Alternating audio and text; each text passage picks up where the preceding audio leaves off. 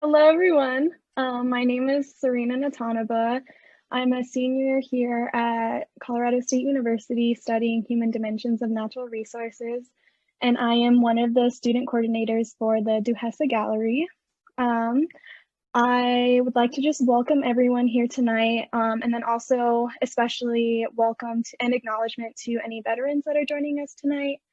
Um, and then I'd like to start by reading Colorado State University's land acknowledgement. Colorado State University acknowledges with respect that the land we are on today is the traditional and ancestral homelands of the Arapaho, Cheyenne, and Ute nations and peoples. This is also a site of trade, gathering, and healing for numerous other Native tribes. We recognize the Indigenous peoples as original stewards of this land and all the relatives within it. As these words of acknowledgement are spoken and heard, the ties nations have to their traditional homelands are renewed and reaffirmed. CSU is founded as a land-grant institution, and we accept that our mission must encompass access to education and inclusion. And significantly, that our founding came at a dire cost to Native nations and peoples whose lands this university is built upon. This acknowledgement is the education and inclusion we must practice in recognizing our institutional history, responsibility, and commitment. So now I'll hand it over to Cassandra to talk about our program. Thanks, Serena. My name is Cassandra Anaya. I'm from Okeo Pueblo, as well as the Hickory Apache Nation. I'm the other student coordinator for the Duhesa Gallery. I'm currently in my 4th year at CSU studying art education. I'm going to be talking a little bit about the LSC Arts program. So this program is a part of campus activities. And with this program, we have 3 exhibition spaces in the LSC, the Kerfman Gallery, the Duhesa Gallery, as well as the Lory. So all of these galleries showcase nationally and internationally artists, as well as CSU students, staff, and alumni, as well as that we also have our collections, which is shown throughout the LSC and is also managed by the arts program. Overall, just showing more art within the LSC and just showing more diversity and more inclusion. Looking specifically at the Duhesa Gallery, this was created in 1986, and it's meant to really acknowledge Native American heritage within the U.S., and it exclusively exhibits Indigenous artists, as well as art practices and traditional methods. So now I'm going to hand it back to Serena to introduce Gregg Deal. All right, thanks, Cassandra. So Gregg Deal, a Pyramid Lake Paiute tribe, is a provocative contemporary artist who challenges Western perceptions of Indigenous people, touching on issues of race, history, and stereotypes. Through his work, graphic design, paintings, mural work, performance art, filmmaking, and spoken word, Deal critically examines issues and tells stories of decolonization and appropriation that affect Indian country. Deal's activism exists in his art, as well as his participation in political movements. He has been heavily involved with the media activist movement #ChangeTheName, posting a video on Vimeo inviting Indigenous people's commentary on sports mascots issue in response to mainstream media's attempted erasure of Indigenous voices. Gregg has shown his show Voice up in the Duhesa Gallery since the beginning of spring semester. And so if you have any questions for the audience listening in, please put those questions in the chat and we'll ask them at the end of Gregg's talk. So I'm very excited to turn it over to Gregg now. Hi. Yeah, I'm very happy to be here and appreciate everyone that's here, and additionally anybody who sees this after the fact, because we are recording it. Hamu nu Gregg Deal minani nu Kiuyui Tekala. My name is Gregg Deal. I'm a member of the Pyramid Lake Paiute tribe and a husband and a father and an artist and a professional disruptor. I wanted to share some work with you just so that we can add some context, and then I believe we have a number of questions to get into, which I think should fill the rest of the time nicely. So let me share my screen real quick.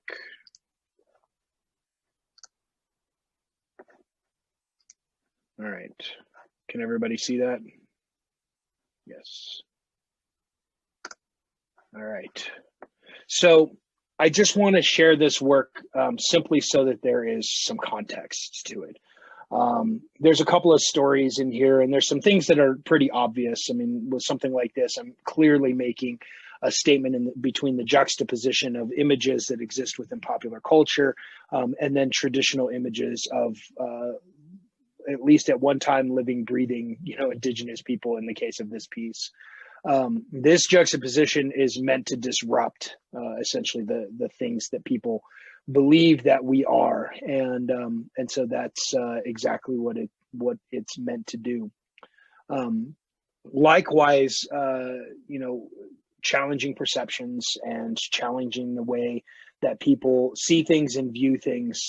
In this case, I made this piece specifically in response to the Standing Rock protests a few years ago, because protesters were having to cover their faces up. One of the downsides of technology is that people can peacefully protest and then can be apprehended after the fact as criminals. And so having his face covered was meant to be sort of a response or statement to that, which of course is happening, even now today between Black Lives Matter and then in years previous in Ferguson and in Baltimore and other places across the country. But again, that juxtaposition between those two things is meant to challenge the ideas of identity. And one of the reasons of challenging those identity issues is, well, first and foremost, it seems like a very obvious thing to me. I am, obviously not the white kid with the headdress, and nor do I think that it is an honor, as it says at the top of the painting, sort of ironically. These are things that I face daily, and so they play a role in the decisions that I make as an artist as well. My latest work right now is called The Others. I am essentially have reappropriated old comic book images from the 40s and 50s of Native people and have replaced the dialogue with lyrics from old punk rock songs. There's a couple of reasons for this. One of which being that a lot of old punk rock songs are really about being disillusioned or disenfranchised, fighting against power structures that look to oppress. So it could be, any number of things. This is from a song called That's Progress by a band called DOA.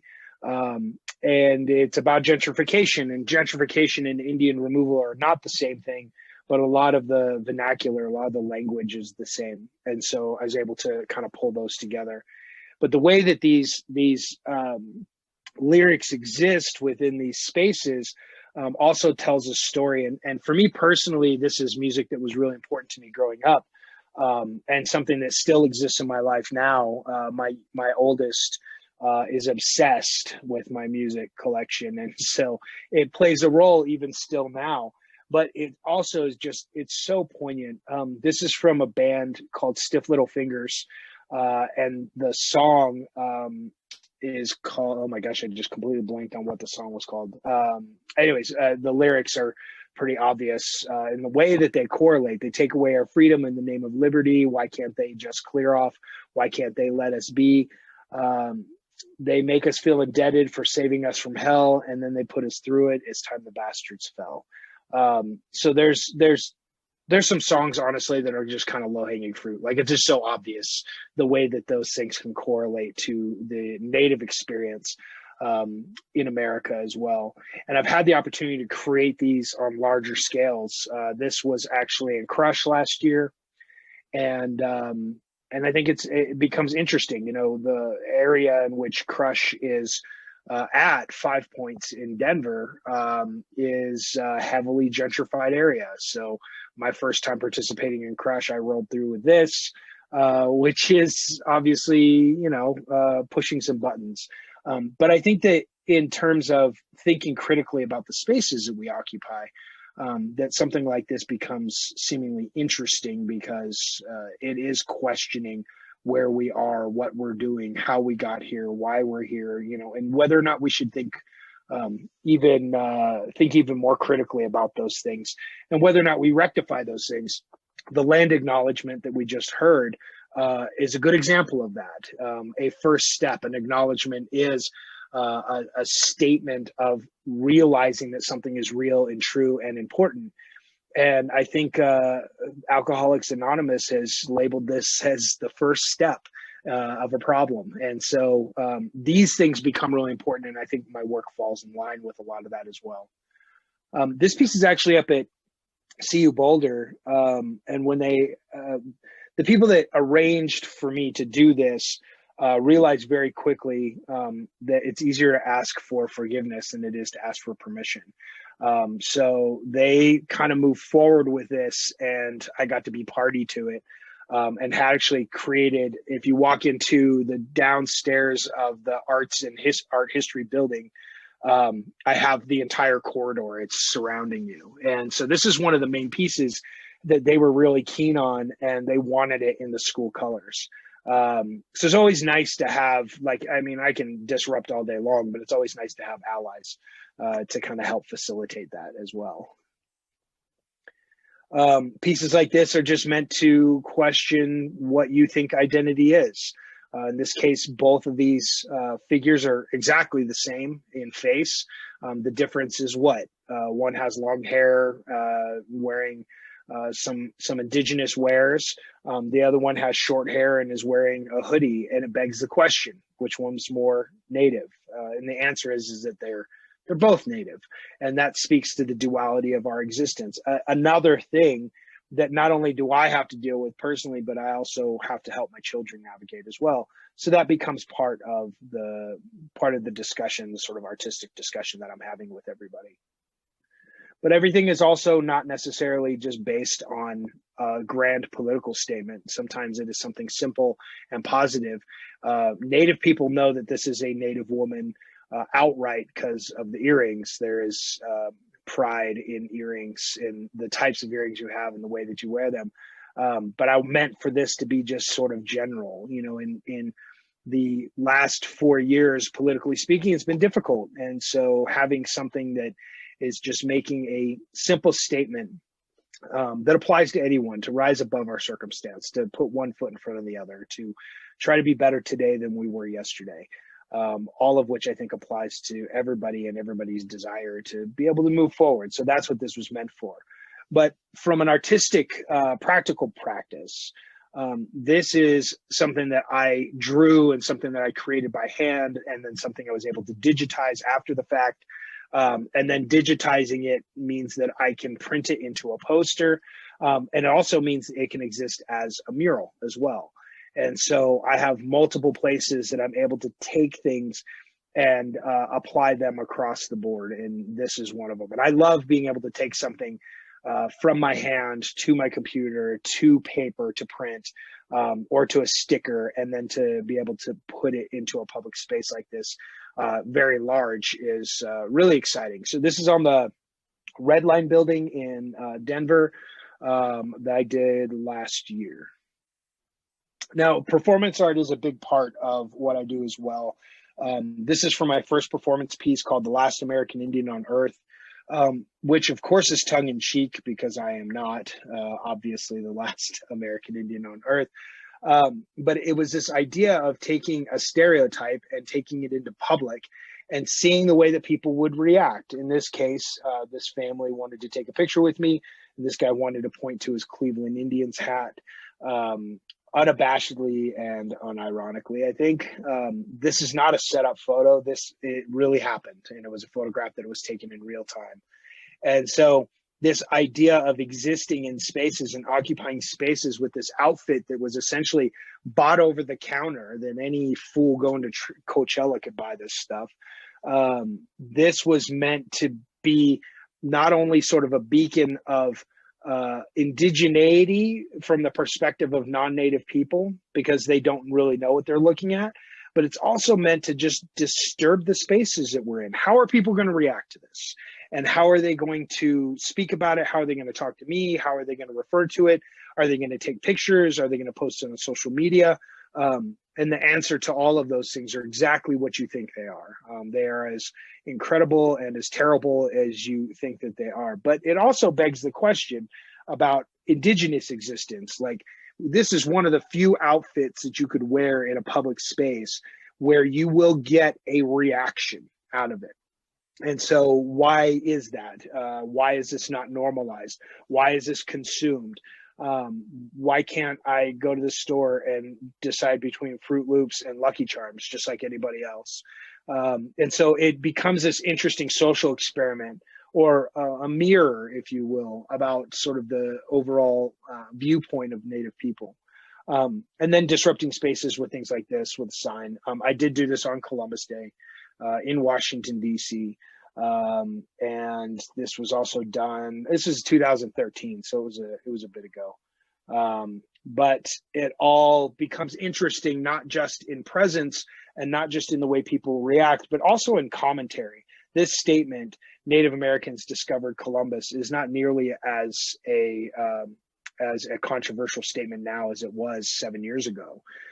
Because there's been progress to this conversation. We can still laugh at it, but it's interesting to be able to see sort of the time capsule and the progression of thought that has happened during this time, and allowing these types of thoughts that are relevant in real time exist within my work as well. This sort of time stamp of information. This is from a piece I called Redskin, singular, and it was about taking the microaggressive statements that exist on articles about the mascot debate and allowing that to be the language that is spoken by these four antagonizers. So these are four actors, if you will, that I convinced to do this, where they essentially antagonize me in this language. We did it for 6 hours. In an event in Washington, D.C. that had a whole installation, which is where the paintings are in the background. And these four individuals focused this language on me, which is disturbing and interesting and takes something that is otherwise sort of skirted over, microaggressions, small, things or small statements that are created, to focus on them. They're not so micro when you say those things over and over again for hours at the same person. This is from a piece that I did in Washington, D.C. We got in trouble, me and this other artist. Her name is Anita Ali, and she is a Muslim performance artist who is nationally from Cambodia. And this was part of a group show called Crosslines, a culture lab on intersectionality. And we decided to intersect, and we actually got in trouble for doing this. This is in 2016. So if you remember, in 2016, there was a certain presidential candidate that was running, and it was demonizing Muslims. This was Memorial Weekend in Washington, D.C. at the Smithsonian, and everybody was like on pins and needles. So we're standing together in this moment that was really, I think, very beautiful, because it's just like two people that might represent an entire group of people that are surrounded by a flag that has also, in one way or another, been sort of a product of oppression, and or at least maybe a symbol of those things, and just how incredibly poignant and interesting and upsetting and disturbing and beautiful this is, because there's just so many colors that are happening. Me and Anita called this piece Existence as Protest. It was about 6 minutes long before I was forcibly removed from the stage.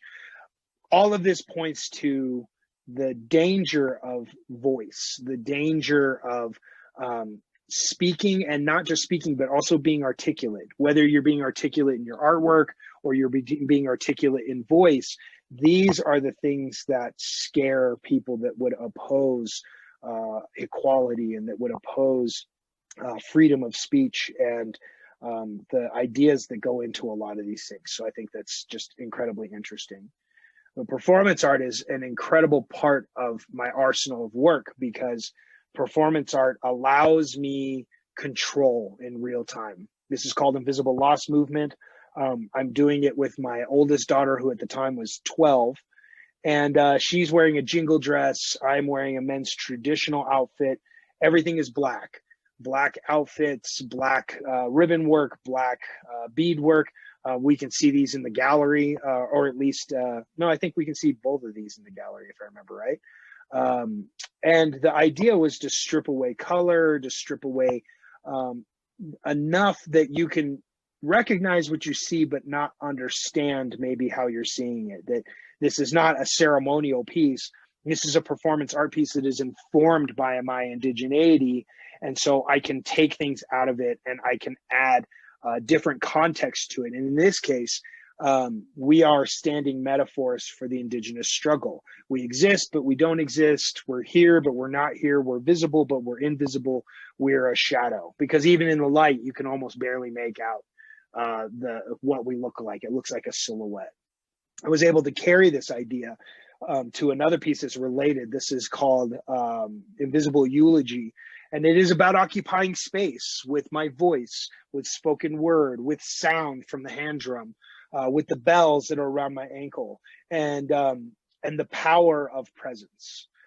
That is actually a pretty incredible aspect of performance art, is the power of presence. And it's been a pretty awesome journey to be able to use those aspects to apply to my work practices. And the last piece that is connected to this series, which we called the Invisible series, we were asked to do it again a year later, and my 12-year-old daughter is growing, obviously. So a year later, none of that stuff fit her. So we created a whole new piece that she ran. It's called Invisible. She's wearing a red ribbon skirt, a red shirt that is denoting missing and murdered Indigenous women, girls, and Two-Spirit. She has got a red handprint on her face, and she is reading a spoken word piece that she wrote. She's 13 at this point. And then reading names of people who've been affected by missing and murdered by the missing and murdered Indigenous women, girls, and Two-Spirit epidemic. People that have either been killed or are missing. It's an incredibly powerful piece, made even more so when you look at, my young daughter, who is just owning this space and taking upon herself the power of performance art. We've been able to do it a couple of times. I'm there, but I'm more beating the drum as just a heartbeat. An ambient sound that exists in the background, but also a symbol of life, because the heartbeat is our life. And so this is something that we've been able to do together that I've been very proud of. Most recently, I did an installation piece called Modern Indigenous Living. We erected a massive teepee. The teepee poles are about 27 feet tall. I brought in a friend of mine, graffiti artist, and he and I worked on the outside of the teepee because we all know that, urban areas are being graffitied on, and we decided that graffitiing on this teepee with things that are specifically Indigenous made the most sense. And in this case, red power is in reference to the civil rights movement, to an Indigenous civil rights movement. There's an AIM symbol, which is it looks like a peace symbol with the face integrated into the hand. And there's even a statement in there about Black Lives Matter on Native land. And we were able to create something that works. On the inside of the teepee, it was exactly what this thing sounds like, modern Indigenous living. So there's bookcases, and I'm in the space for a performance piece. I'm just occupying the space. There's a sign on there that says Columbusing, the act of discovering something that's not new. There's another sign that says that we may live on stolen land, but that doesn't give you the right to steal my stuff, because on day 2 of the installation, somebody came in and stole a headdress and stole a blanket. Later on, somebody knocked over the statues and broke them. They broke the arms off. And stole the chair that I'm sitting on, which is like an old leather IKEA chair that's been in about 3 installations that I've had. And so that, in my mind, I mean, that pisses me off, but it's part of the work too. You can't put something in the public domain and not expect somebody to do something to it. But the bookcase, even, like, there's all these little things. The bookcase, the top shelf are all books written by Native authors. And all the books below that are books written by white people about natives. And so I labeled them. The native authored books are labeled as nonfiction, and all of the books below that are labeled as fiction. Not a statement of truth, but a statement of who gets to tell our stories and who doesn't, and therefore who's going to get it right and who isn't. Because it's only recently that we've been allowed to really, articulate our own stories on our own. So that's Modern Indigenous Living. It just came down, and it was a lot of fun. And of course, murals have been a big part. I know I already showed one, but this is one I did this summer down in Colorado Springs. It's called Take Back the Power. It is important for a number of reasons, or at least important to me and to my voice and my craft. First and foremost is representation. It is an image of an Indigenous girl. And in this case, of course, it's Sage, because Sage is, as I say, the most important Native woman in my life.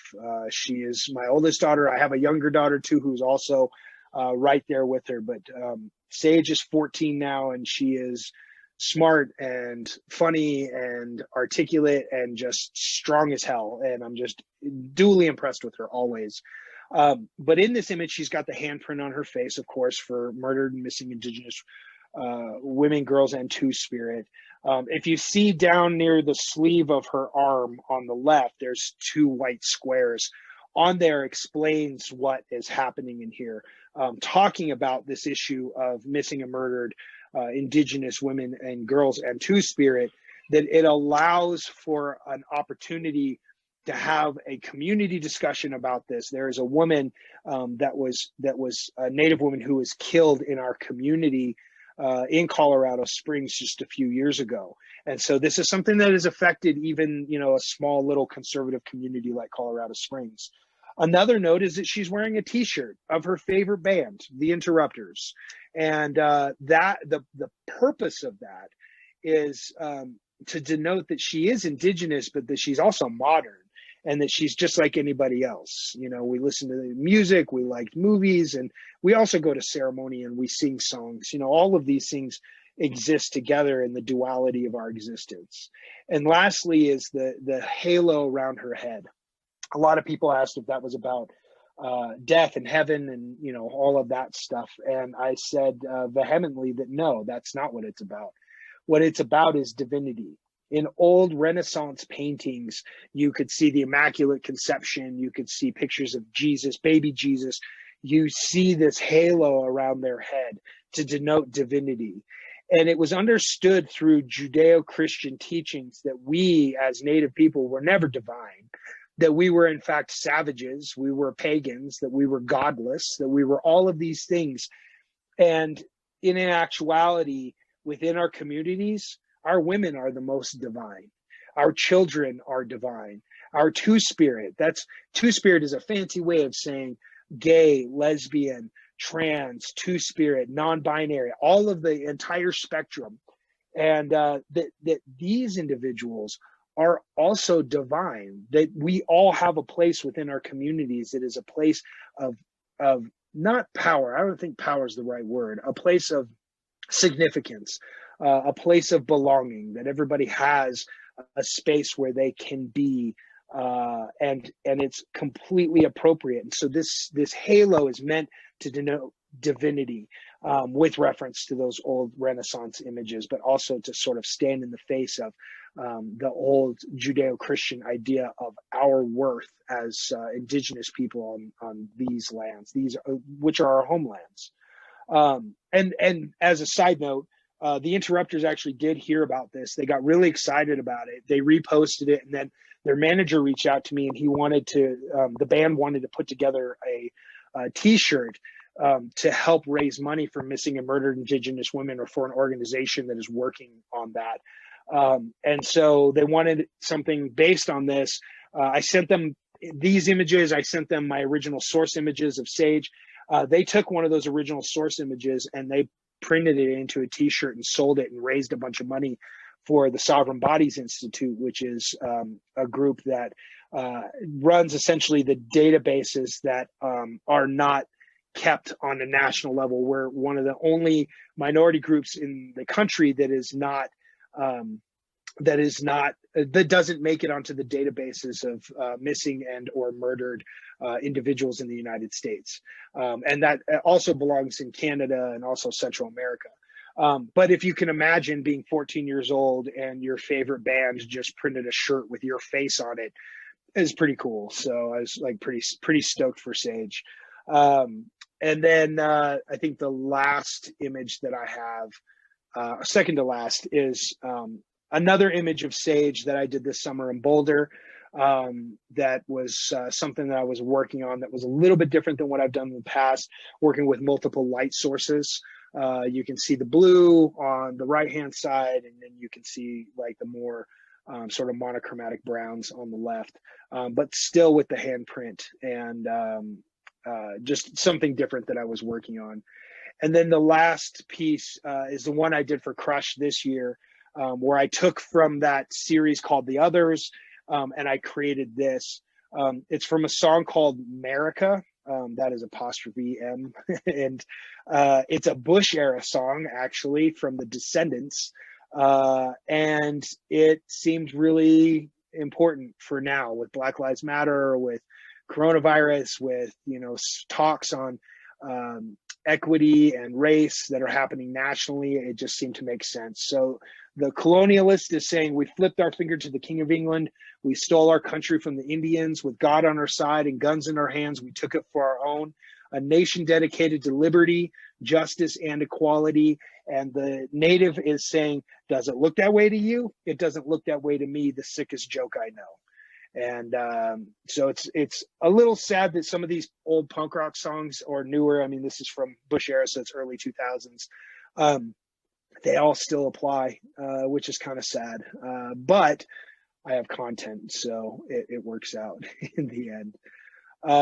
So that's the last image, and I wanted to definitely leave some time to talk and to kind of talk through some things. And I did want to also mention too, as we go through these questions, that the space that we're in is a safe space in terms of what questions to ask. If there are sensitive questions or questions that you're worried that you're going to be offensive, please ask those questions. I would prefer to answer those questions than for you to walk away with any misunderstanding to anything that we're talking about. Because the only way that we come to an understanding, not just of the process and of the art and where it comes from, inspiration, everything else, but some of the stuff that I've talked about is also looking at policy and concepts that have taken upon itself a sort of a political stance or a social stance. And that's just where we are right now, I think, as a country. But I would really like to be able to answer those questions and not have you worry about whether or not it's appropriate. So I just wanted to say that before we jump into that.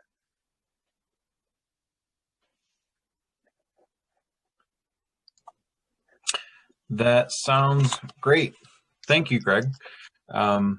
So I have here a list of questions that was generated by the LSC Arts Program crew. So I'll cruise through some of those, and then I'll also ask if anyone who's with us this evening has any questions, go ahead and dump them into the chat, and we'll kind of bundle the ones together that are very similar and go from there.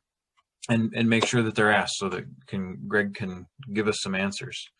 So since we're kind of looking at influences and process and related to your artwork, kind of walk us through what that step looks like. So for example, with the Rise piece, take us through your process from idea through execution. The Rise piece has an interesting sort of genesis because I was actually in talks with Shepard Fairey to do a collaborative piece. He has a piece that's actually in 5 Points, or in the Rhino District in Denver, that is of Angela Davis, and it talks about power and equality, and I pointed out that an image like that would look really cool with a Native woman. And then we started kind of going back and forth. And then he went to Russia And I actually took photographs because I have everything I need to take photographs. But it was just that general idea of sort of looking up, which I think is a positive image because it sort of denotes a body language of, rising. And so I took a picture and I began to illustrate it. And then Shepherd got in trouble for that image because the Rhino District was a traditionally Black neighborhood that is heavily gentrified. And a white dude, which Shepard Fairey is, came in there and did a piece of Angela Davis. And so sort of within the social media construct of, I guess, cancel culture, everybody came after him and made a big deal about it. When I think from what he said, he came in the neighborhood and he wanted to do something that he knew was solid and that he knew that would be nice. But I don't think anybody told him about that neighborhood and like how that was going to work. And so he felt that if we move forward on something that would look like he was just trying to justify his actions by doing something else, which is fine because I'm not keen on forcing anything. And the original illustration was just a one color illustration. So when that happened, I took another look at the image and I was like, this is such a good image. And I want to do something that's positive because most of my stuff takes hard lines and sometimes talks about specific issues and, doesn't pull punches and just all that. I wanted to create something that was just general and positive and simple, that was beautiful because I love the lighting in that image. Where her face is illuminated, but it's not illuminated behind her, which was the way that I did the photography on it. And I just moved forward with it. And it came together like that, which is also always nice when you have a little bit of serendipity in the work that you're creating. And I put it out there. That was 2 years ago. And the response has been amazing. I've got a mural in Boulder of it. I have one in Denver. I have one in Duluth, of all places. I have one in Telluride, which is massive, actually. And it's just sort of existed within like all those spaces. So that one kind of came through that way. I guess I kind of look a lot towards not just what I like or not just what I'm drawn to. But I also just things kind of come up, and then if it makes sense, I roll with it. I keep a book of ideas, so I'm constantly conceiving of things. So there's always things happening. I always have something I can pull from. So that's helpful too, where I'm just constantly, writing down my ideas and keeping notebooks of these things so that I can create something later on down the line if need be. Great. Next question on the list is, how do you navigate the space of being an Indigenous artist without being boxed in to that identity? I always say that I'm an artist. I'm a contemporary artist that just happens to be Native. One of the ways I've worked to not be boxed in is to not do the things that other Native artists are specifically doing. And I'm not at all bashing any other artists or any other choices that are made.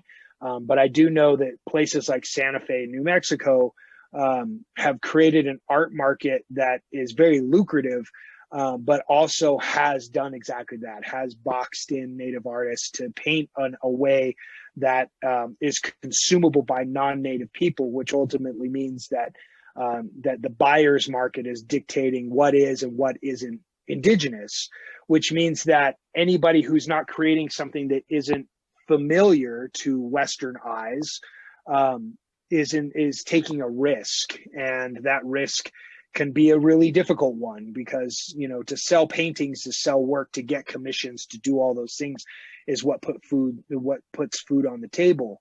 And so that risk is a really tough one to make. There's a lot of Natives that paint down there and they do really well financially. They can make enough money during the Native art market, enough money to last them and their family for the entire year. So it's incredibly lucrative. I'm very keen on being an artist that is participating in contemporary art spaces, and being Indigenous is just simply part of my voice. I don't think that's any different than being a white male that happens to be gay, or whatever anybody brings to the table. And so I make some calculated decisions in that way, but I also do my best to not fall into the pitfalls of feathers and buckskins and buffalo skulls over your head, or whatever the hell is being created in that way.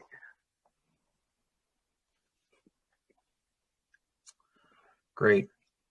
I just have such a long list of questions. I'm kind of picking through them. We'll go. Ty had one in the chat here that I think is a good one. Any plans to incorporate CNN labeling Native voters as, quote, something else? Probably not.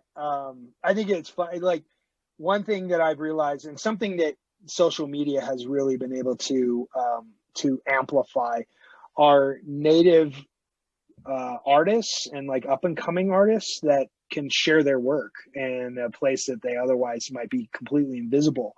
And so there's a lot of people that are doing this something else, which is hilarious and funny and awesome. I mean, the memes that came out of it they're still going. It's hilarious. I don't feel the need to contribute to that. I think everybody else is doing a great job with that as is. I say that.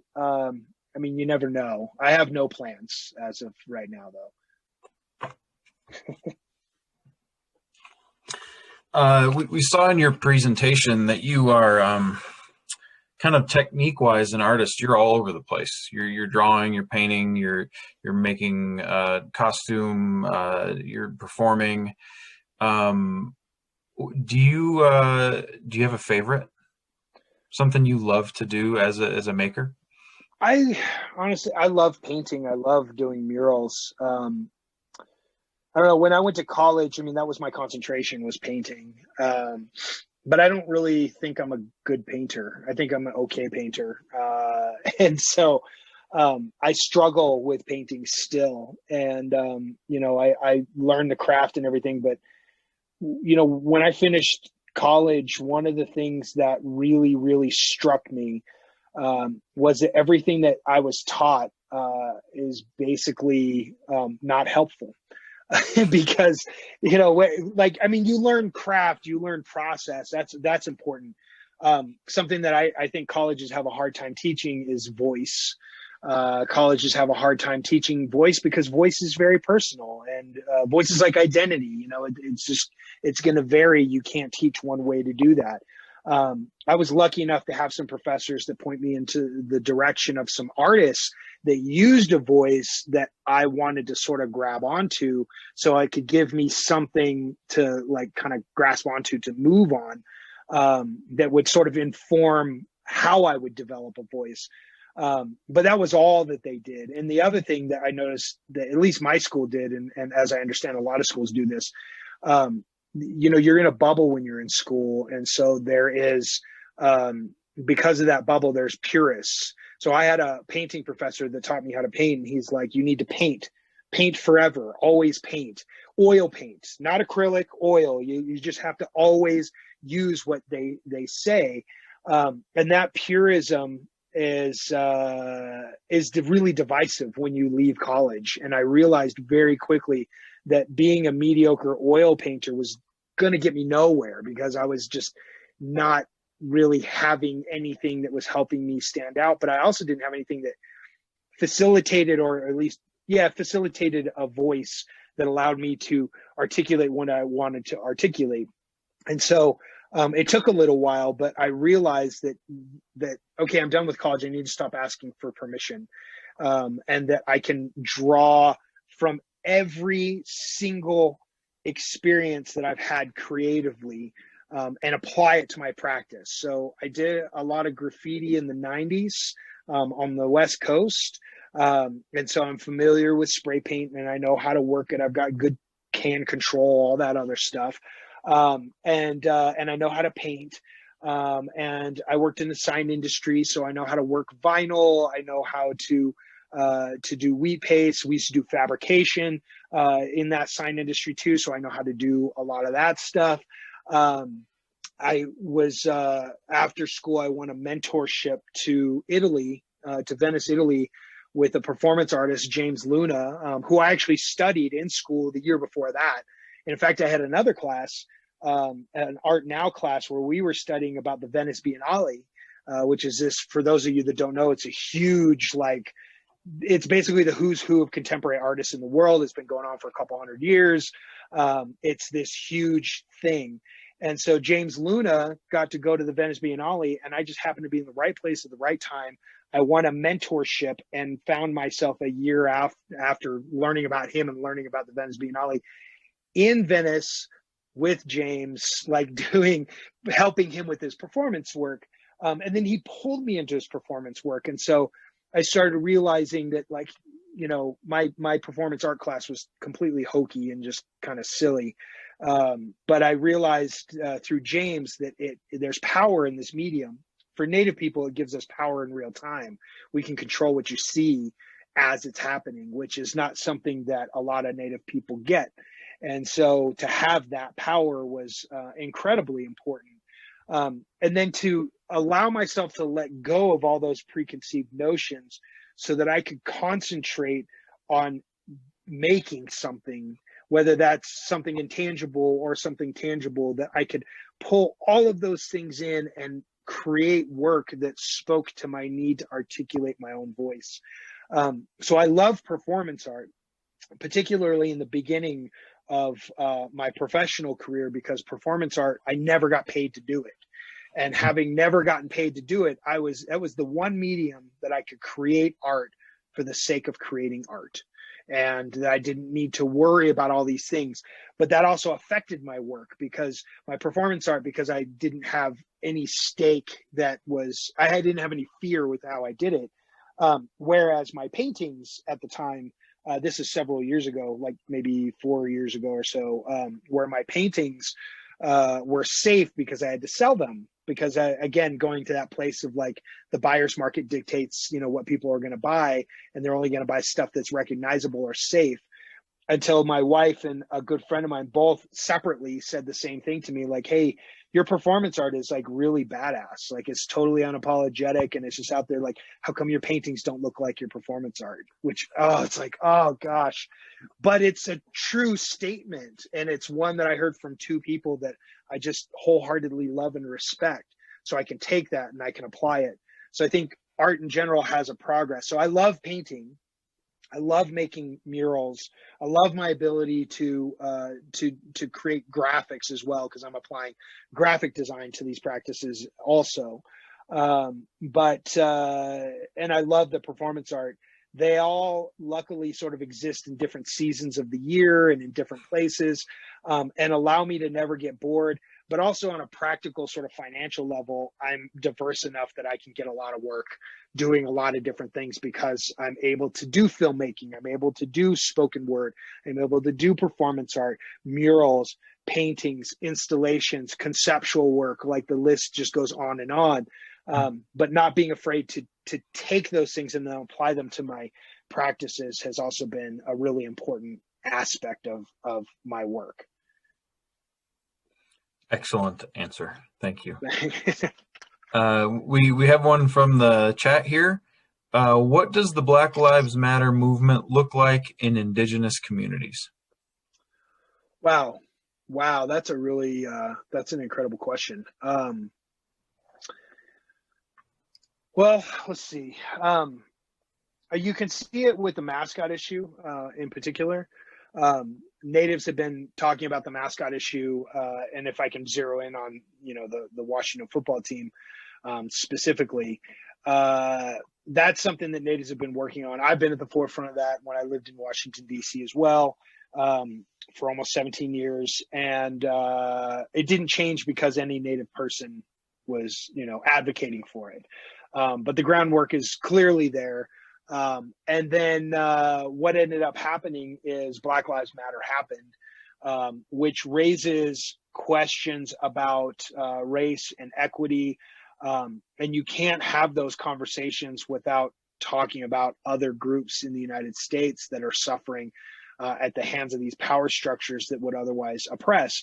Native people, I think, being probably top on that group. I mean, this isn't the oppression Olympics, but, you know, these are our homelands, and we don't really have the same access to things that if I can be so frank, white people do.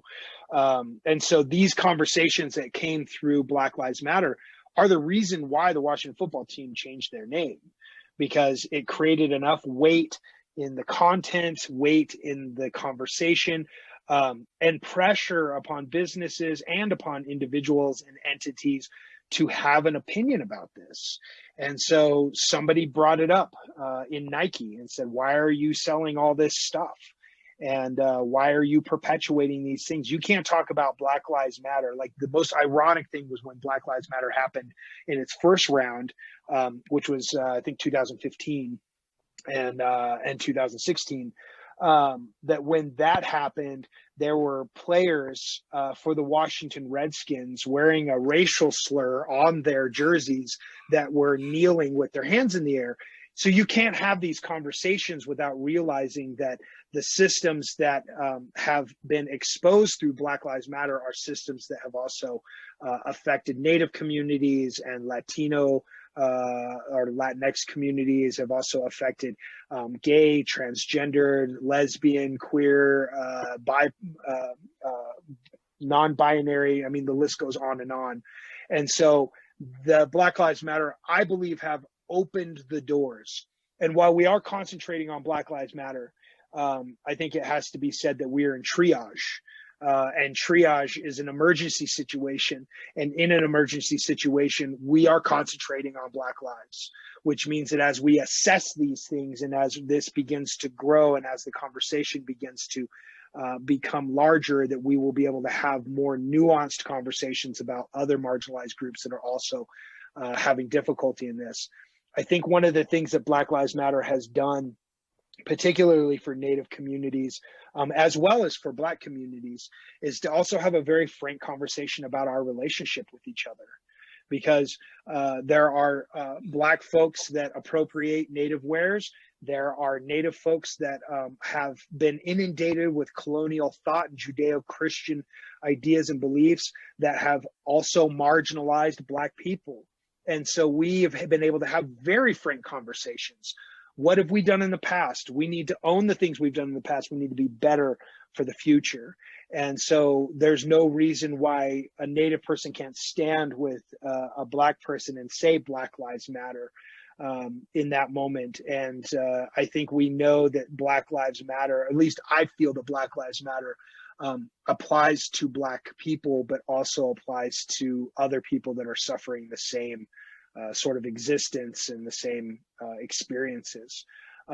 It's kind of an incredible time. It's as stressful as it's been, last week and the last 4 years. I think that we're in an incredible time, and my hope is that it continues to move forward in a good way, so that we can continue to progress in our understanding of each other. Because it's really easy to say we're all human beings, but we have to talk about the things that have happened in the past so that we can understand why we are all human beings is not a statement that actually has, included everybody in this country.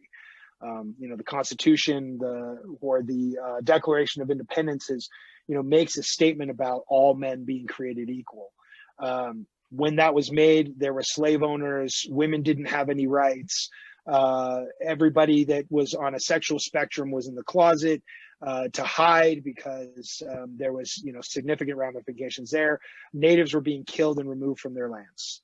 So, we have to have frank conversations about those things so that we, as the United States, can come together on some level to be able to move forward. Because I think that we, as a country, need to be better. I don't think anything has illustrated that the world hates us more than coronavirus. And everybody's like, what is happening to you people? And we need to find some reconciliation so that we can move forward, which in Indian country is not always the most popular statement. But I think that that statement is important. But I also think the natives that believe that we need to burn it all down and start over again is also important. And I think that everybody has a place within these discussions. And I think that that's incredibly important. So I think those things have begat a conversation that we haven't had, frank conversation. The fact that we're having this conversation, that I'm saying the things that I just said, is coming from the fact that Black Lives Matter made a national impact on the discussions we're having in the way that we're having them.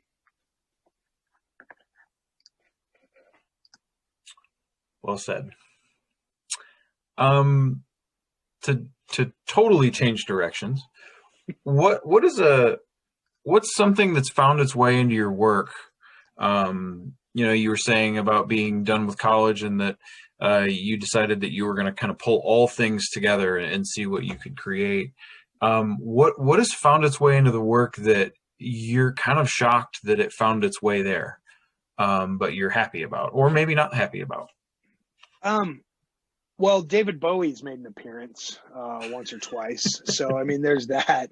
But I think that points to influences that I've had in my life and things that have affected me in good and positive ways that have worked its way into the work. So like all of the punk rock stuff, that was not an idea that I've always had. That was something that I came up with. I have this book that of comics that were drawn by Frank Franzetta, who's a famous comic book drawer. He was famous for doing Conan the Barbarian, but his longest running series was this series called White Indian. And he did it in the 40s and 50s. And this is sort of the heyday of like the Boy Scouts and Americana. So there's these like cowboy and Indian narratives and these sort of stereotypical things that exist as part of the identity of America, which now we can look at and be like, yeah, that's problematic. So I had this book that was called White Indian, and White Indian is exactly what you think it is. It's a white dude that like dresses like an Indian, that's more Indian than any Indian that was ever Indian. And he's just like, that whole, there's a strange narrative that exists where like native, that like white men that take upon themselves native identity can be the most native people ever. And like, they can shoot an arrow more straight. They can run faster. It's really strange. So White Indian is exactly that. And so I began to, I had this and I was like, what can I do with this? Because it's so bad that it's good. And I began to redraw the images and just fix them and adjust some things for my purposes. Specifically, comic books are something that was really big to me when I was young, and drawing in that style is not something that I've done since I was a teenager. And so being able to sort of revisit that was exciting. And I wanted to replace the dialogue with something else. Well, at the same time, artist Jeffrey Gibson had an exhibition at the Denver Art Museum. And Jeffrey Gibson is this native artist that is gay, and he is working with textiles, and he's working with beadwork. He's working with, if you see his exhibition when they had it, I mean, there was everything from conceptual works to paintings of like geometric shapes, which ultimately kind of goes towards textiles, large punching bags that are beaded, and he had words built into them. And the words were like lyrics for music or quotes from his favorite people like James Baldwin. And there was this interesting crossover. And for me, it was eye-opening because I realized like, oh my gosh, like as a contemporary artist, like I don't need to speak with this collective voice, which some of my work does. But that I can do something that's personal to me and apply it appropriately.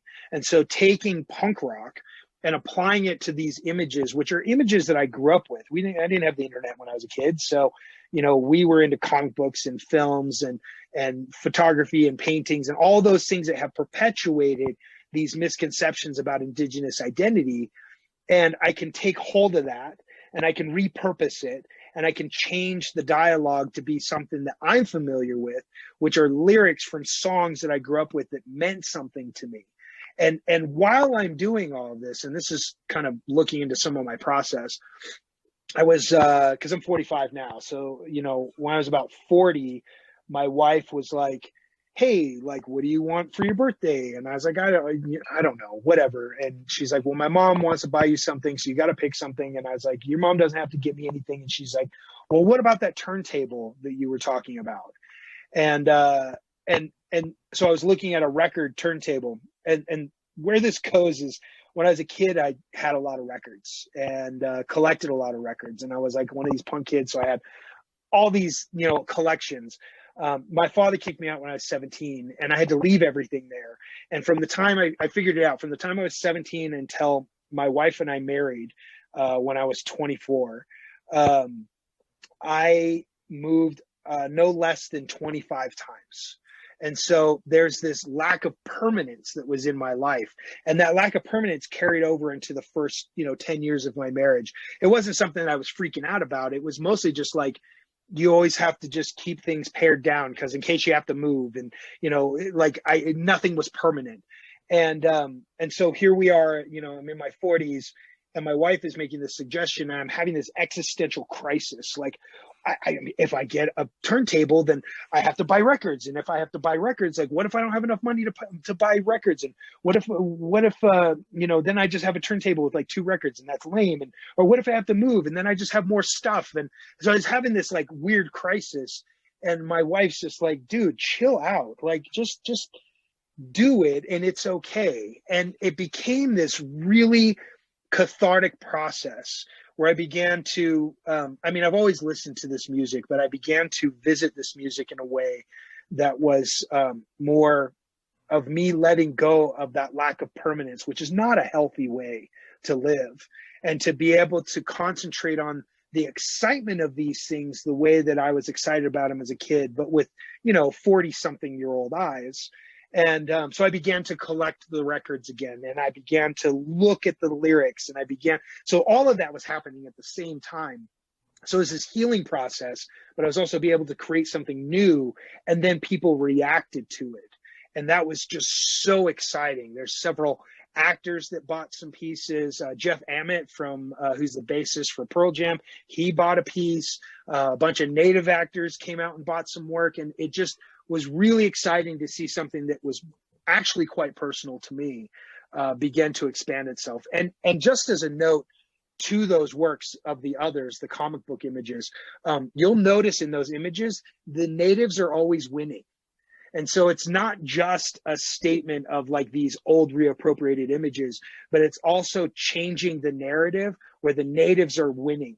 And they're the ones that are making statements of disenfranchisement, but also those statements are being presented in a way that is one of power, and one of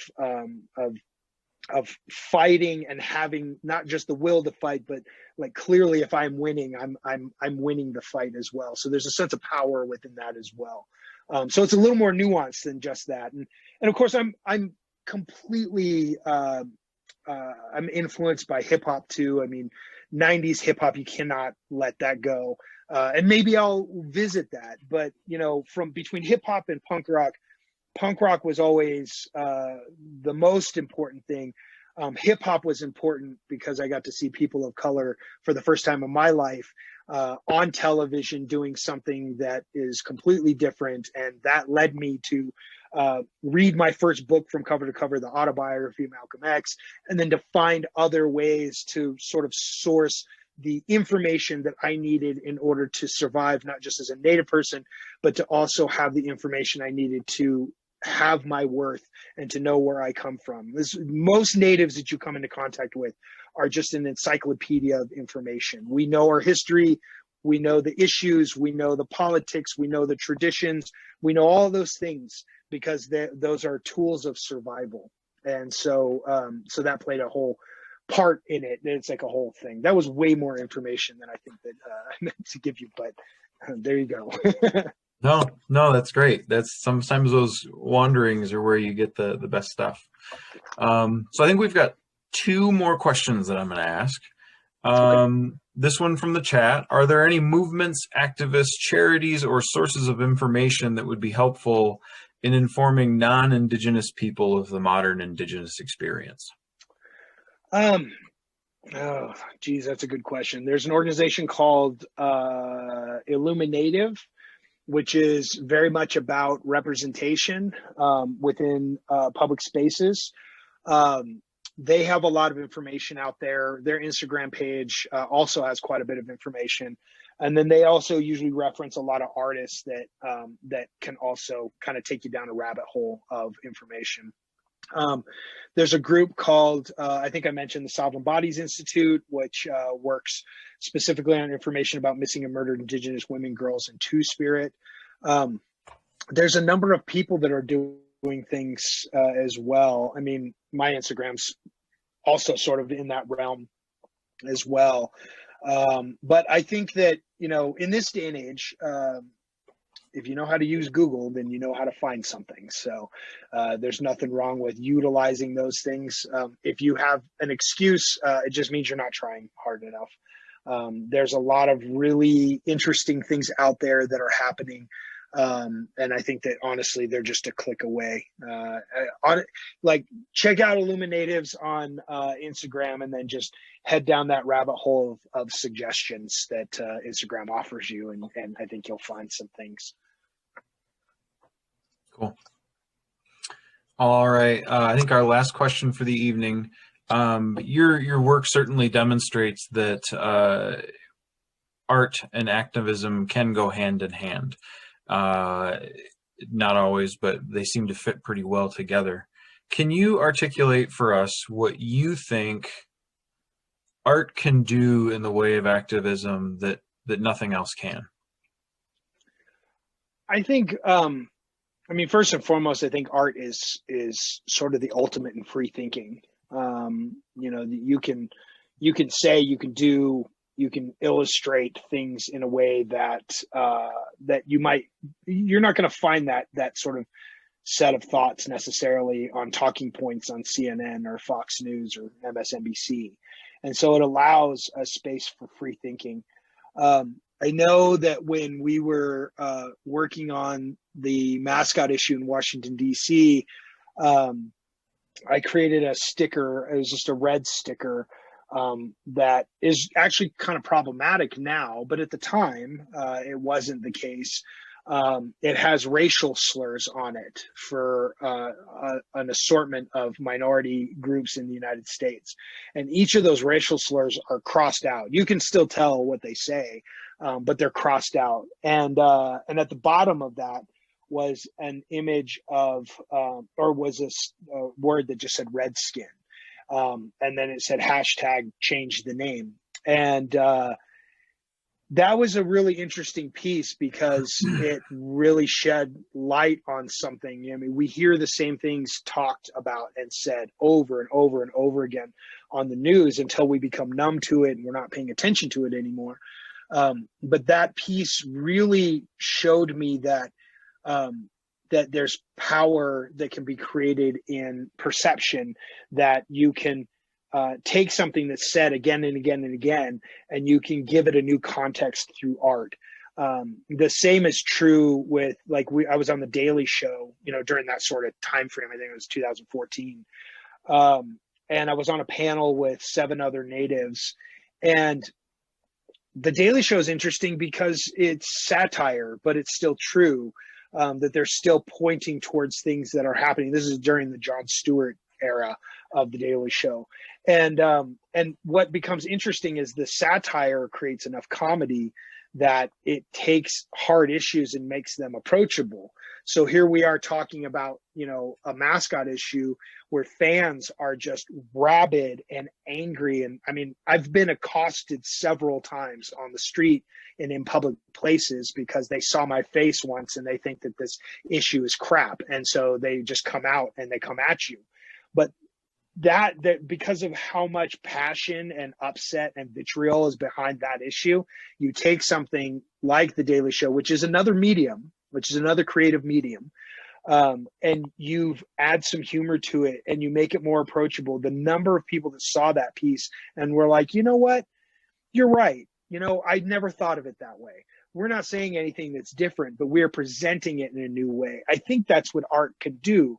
It can present things in a new way that can be exciting and offensive and questionable, and that can push buttons, that can bring everybody together. They can amplify love. It can amplify hate. It can do all of these things. And I don't think anywhere you can see that more than advertising. I mean, advertising is basically just like corporate art, and it's like creative stuff that's created on a plane that is meant to make you excited about consuming whatever it is that they're illustrating. Art and activism, has been around for a long time. If you look at the old protest images of Martin Luther King, and they're carrying signs that says "I am a man," I believe is what it says, which is a statement about being human, and like I'm a human being, I'm here, which at the time that's just how it was articulated. There's a certain way that those were printed. There was a certain style that it was looked at. I mean, that is, by all intents and purposes, art. I found a printer that made these. I bought these when everything was happening. These colorful Black Lives Matter pieces, and these colors are actually, because these were printed in, I think these were printed in, where is it? Baltimore. But there's a specific poster style that exists in the Washington, D.C. area that's associated with go-go music. And this is the sort of the rainbows and things that they would use. And so stylistically, this is coming from something that has a history. And so that history sort of informs a lot of these things, where art and activism is just being recognized as a legitimate movement in the art world. But it's something that's always been around. And I think that art is the embodiment of our culture. The art is the embodiment of what's happening right now and how it's happening. And so it becomes important because it is embodying those things. Like, I bought that poster, not because I'm taking it out on the street, but because I want it as a piece of art and as a historical artifact between a time and a place that I think is wholeheartedly important. But it is informed by activism, and it is informed by historical moments, and it's informed by specific voices that come forward and say these things. And so I think all of that is relevant, and I think all of that is really interesting. And we're now starting to see art and activism as a viable piece of, or a viable source of an art movement that's never been financially backed by anything, but it's starting to be. Museums are starting to buy this stuff, and they're starting to realize that these voices are important. So it's an interesting time to be an artist, for sure. Cool. Well, thank you. I'd like to thank everybody that came out tonight to see what Gregg had to say. Thank you, Gregg, so much for sharing your work with us on the Duhesa, and for sharing your words with us tonight. It's been certainly an enlightening experience for me, and I hope everyone has a great evening. Thank you.